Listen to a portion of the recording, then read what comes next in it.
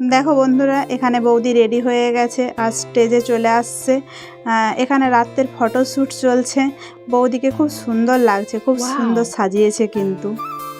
নমস্কার বন্ধুরা, আমি পল্লবী। আমার ব্লগ চ্যানেলে সবাইকে জানাই অনেক অনেক স্বাগতম আর অনেক অনেক ভালোবাসা। আশা করি যে যেখানে আছে সুস্থ আছে এবং ভালো আছে। দেখো, আগের পর্বে তোমরা দাদার বিয়ে, গায়ে হলুদ এগুলো দেখেছিলে, আর এই পর্বে আমি বৌভাতের দিন রাতে মানে রিসেপশনের পার্টটুকু শেয়ার করব। দেখো, আমরা সকাল সকাল রেডি হয়ে চলে আসছি মন্দিরে, আর বৌদি তার বাড়ি থেকে বেরিয়ে গেছে, তারা রাস্তায় আসছে। আর এইমাত্র বৌদি পৌঁছালো। এখানে এসে মানে যে নিয়মগুলো থাকে মন্দিরে প্রণাম করানো, সেইগুলোই চলছে। আমরা আসছিলাম মানে বৌদিকে প্রণাম করিয়ে নেওয়ার জন্য। এখানে প্রণাম সেরে নিয়ে তারা চলে আসছে। আর এইদিকে দেখো, অনেক মন্দিরে মানে বৌদিকে প্রণাম করানো হয়েছে।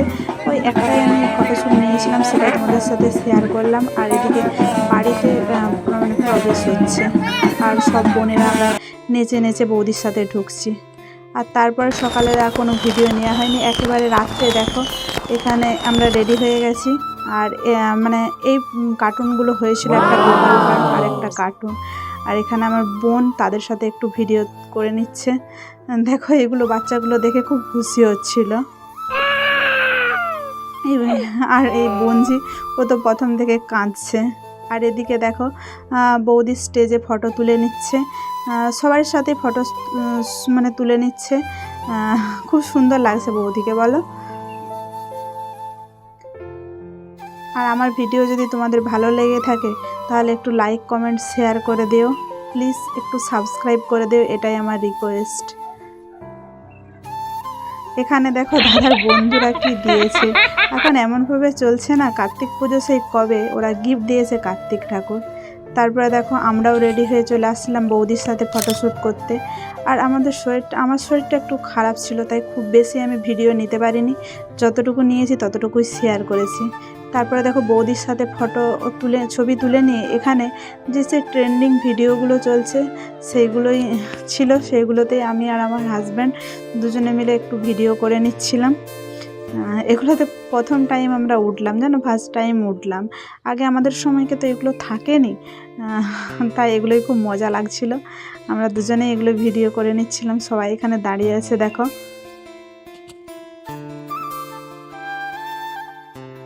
এইগুলো আমাদের সময়কে থাকেনি, বলো। যত দিন যাচ্ছে তত সব উন্নত হয়ে যাচ্ছে। তারপরে দেখো, আমার মেয়ে আর বোনঝি ওরা নাচানাচি করছে, ওদের খুব মজা হচ্ছে। ওরা দারুণ মজা করেছে এই বিয়ে বাড়িতে, আর খুব এনজয় করেছে। দেখো, ওরা নাচানাচি করছে। মেয়ে তো খুব খুশি, ও ওর মতো করে সেজেছে। আমার ভিডিও যদি তোমাদের ভালো লেগে থাকে একটু লাইক, কমেন্ট, শেয়ার করে দিও। এইটুকুই তোমাদের শেয়ার করলাম। পুরো ভিডিও আমি আর বৌভাতের দিন খুব বেশি ভিডিও নিতে পারিনি, কেননা আমার শরীরটা খুব একটা ভালো থাকেনি। তাই যতটুকু পেরেছি ততটুকুই মানে ভিডিও শ্যুট করেছিলাম।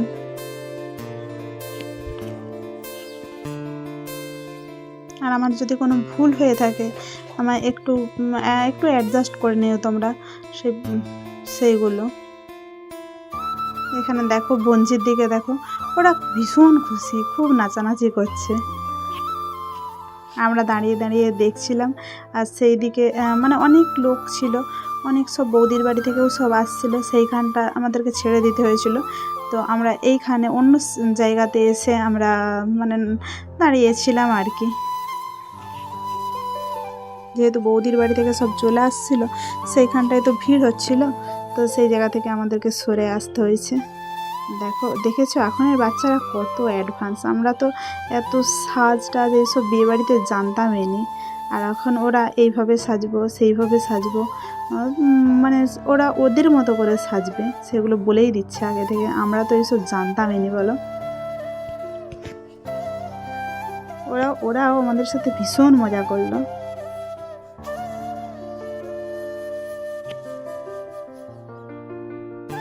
ওরা তো ওরকম নাচ করেই যাচ্ছে। আর আমার মেয়ে তো ঠান্ডায় একটা কিছুই পরবে না, ও শুধুই বলছে আমাকে ওই লেহেঙ্গাটুকুন পরিয়ে দাও, আমি ওটাই পরে থাকবো। একটা না নিয়েছে টুপি না কিছু। এখানে এই পর্যন্তই।